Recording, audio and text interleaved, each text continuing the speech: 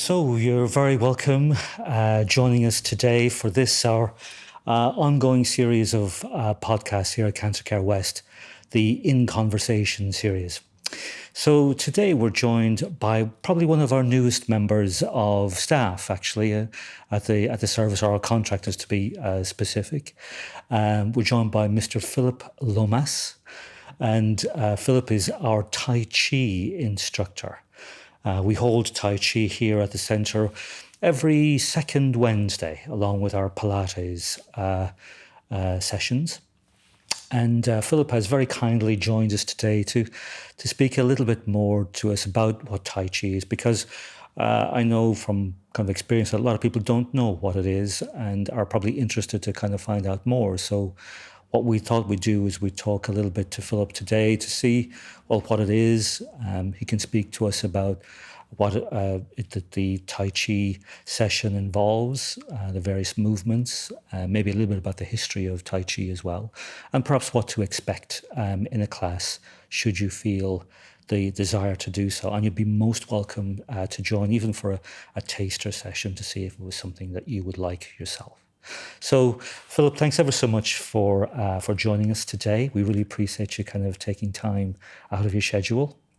So, I guess to kind of kick off really is, can you tell us a little bit about what Tai Chi is and what is Tai Chi?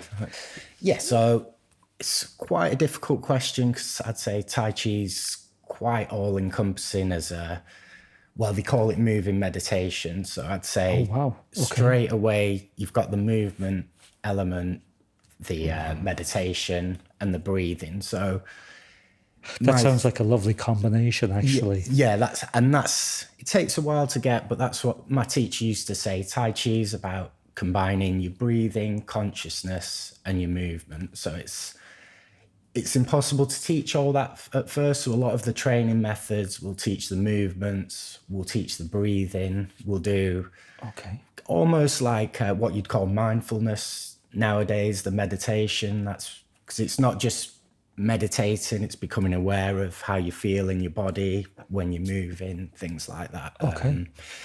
So I'd say Tai Chi, it's a series of like dynamic movements, and originally, so they say it adheres to the principles of yin and yang, or Tai Chi. So originally comes from martial arts. So they say you're combining the hard with the soft, the slow with the fast. So it's, like I say, based on these principles of yin and yang. Kind of like on your shirt. Exactly. And that even comes into, I might be jumping ahead into how we move in Tai Chi. So they say you don't move straight like a pendulum. It's these kind of circular movements, a bit like the Tai Chi symbols. And I think I'll go into a bit more detail later, but I think that's what helps with mobility. Is now they're talking about one of the best things for mobility is to put your joints through the range of motion with these kind of rotating. So if you can see my hand, even that, you just kind of so all the movements contain this kind of spiraling Tai Chi shape. So so that sounds quite mindful movement in the moment. And I think because it's performed slow a lot of the time, it gives you time to put, like, say, to think, what am I feeling in my hands? What's going on in my body? How do I feel rooted to the ground? It kind of sounds like, as you're describing it, a lovely way to reconnect with one's own physicality in a kind of a measured, meditative, mindful. That's the 3 M's in a row, really, isn't it? Yeah. And your breathing brings that in as well. Yeah. So you're getting in tune to your breath, how your body works, even feelings of like temperature, things like that. So I suppose one of the kind of questions people might have is that, what might a kind of what could a class entail? How does it start? And what would you go through with, and how would it finish? So generally all the classes follow a similar pattern. So we have warm-ups. They last maybe 20 minutes, so it's quite a thorough warm-up. We try to put all the joints through this, like I'm saying, this rotational. So we start with the wrists, fingers, elbows, and we end up down at the feet. So kind of system wide. Yeah. So, starting with a small. yeah. So every joint is going through its range of motion, which is what I think that's the mobility benefit. So it's almost like physiotherapy, putting all your joints through the motion. So that's 20 minutes. That's just the warm-ups. Yes. Then we do what's called silk reeling. And these, I would call them coordination exercises. So we're breaking down, most people, when they think of Tai Chi, think of a series of movements that you see in the park. So we're taking those movements and we're breaking them down into the fundamentals, teaching you how to shift weight, how to move your hands, coordinate the top and the half of the body to do different things. I often say your first Tai Chi lesson, it's like patting your head, rubbing your belly, that kind of coordination. So that's the silk reeling element. Then we have the forms, which is, like I say, that's what you see in the park, is a series of movements tied together. So you start with one movement and we build on that each week, eventually trying to get you to do I imagine that balance and coordination are naturally built into those, and you build on those progressively, presumably. Yeah, exactly. So if you take back to the silk reeling, we'll do just stepping exercises. So you just lowering your weight, stepping, really simple stuff, which helps with balance. It helps, strengthening. What do you think are the longer term gains? Say if you were to decide to kind of, and we really hope that people do, say if people kind of came continuously, what would be the longer term gains of that, do you think? So I'd say starting mobility is the first thing you're going to notice. So every class, I'd say with beginners, we always start with shoulders and hips. I'd say in the Western world, from typing, hunching over, a lot of people have problems relaxing the shoulders, relaxing the hips. So our folks would have been spending long times in chemotherapy chairs and that kind of thing. So something that would be a remedy. So it's bringing all that. A lot of it is just like you have the psoas muscles, which attach your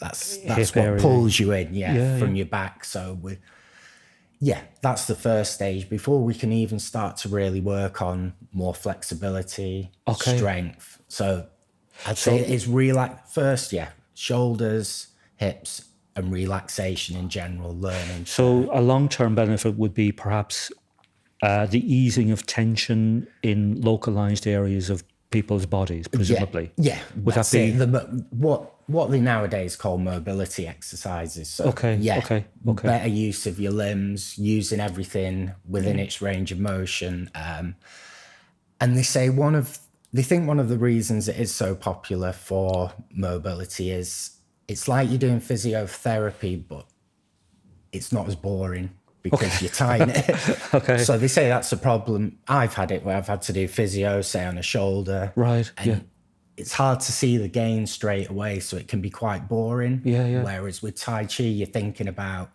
your breathing, your movements. You're kind of dealing with the physio while concentrating on something else. So they say that's why they think it's good for like dementia patients, things like that. Because like they just lose interest doing simple physiotherapy, whereas if you can get into. And these are quite measured, controlled.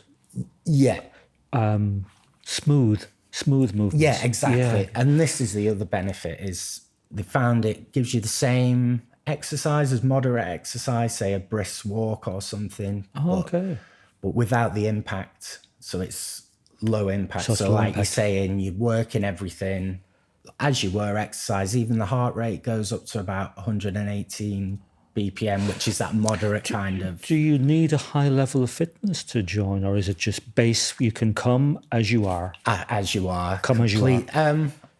The main thing is just checking with your doctor if it's any injuries, things like that. But in general, even when people have problems, say lower back pain, we'll leave out certain exercises and we'll I can give them alternatives. And Am I right in saying, Philip, is there chair Tai Chi as well? And are you able to offer that as well? yeah, I can do that as well. Fantastic. So I've done.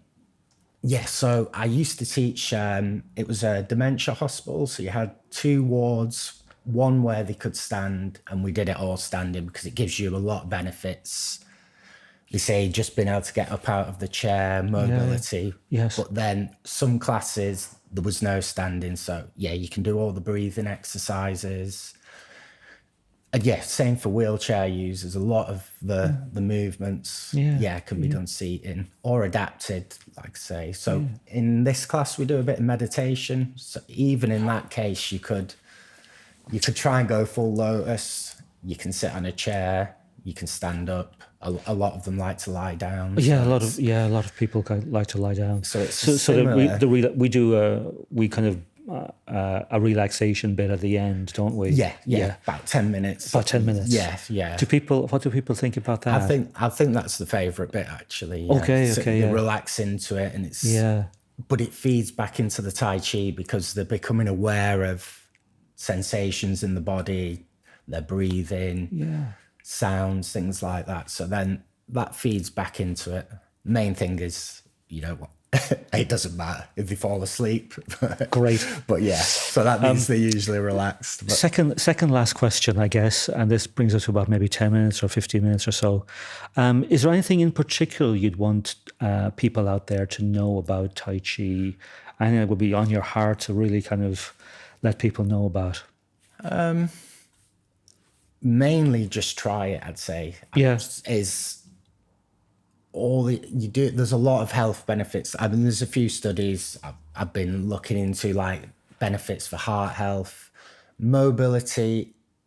Being what age I am, I notice the mobility benefits a lot as I hit my 30s, which I'd say it's quite difficult to keep people in Tai Chi if they're under 30, if that makes sense, because they've not started to have any mobility issues. But Right.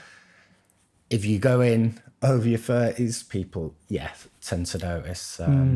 I think I went off on a tangent. No, I guess it is the mobility thing and the flexibility thing. That's and the key things to kind of take away with it. And what makes it unique is combining this consciousness meditation element. Right. So Okay. you're not just doing a physical exercise. You're trying to So bring your I intention suppose into it. you could say that if you like or if you're attracted to a discipline that kind of incorporates the kind of meditative, plugged in very closely to your physicality. Yeah.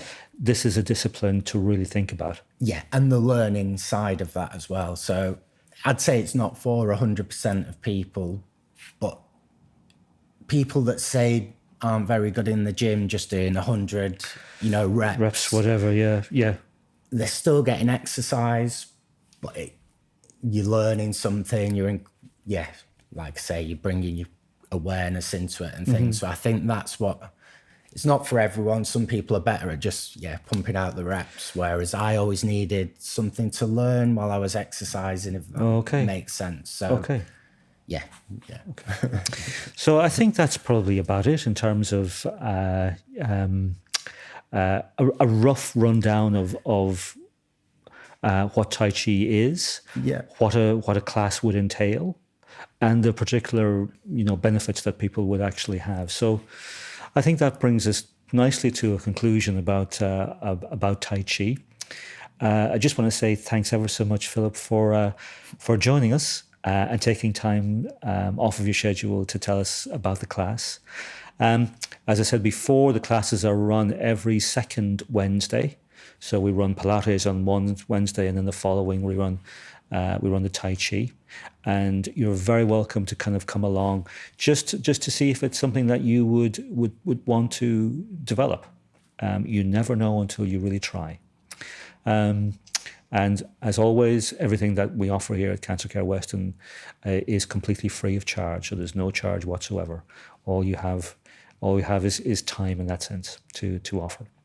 Okay, so we'll leave it at that. Thanks ever so much for joining us. Hope to see you at the next one, which hopefully will not be too much in the future. Okay, bye for now and take care.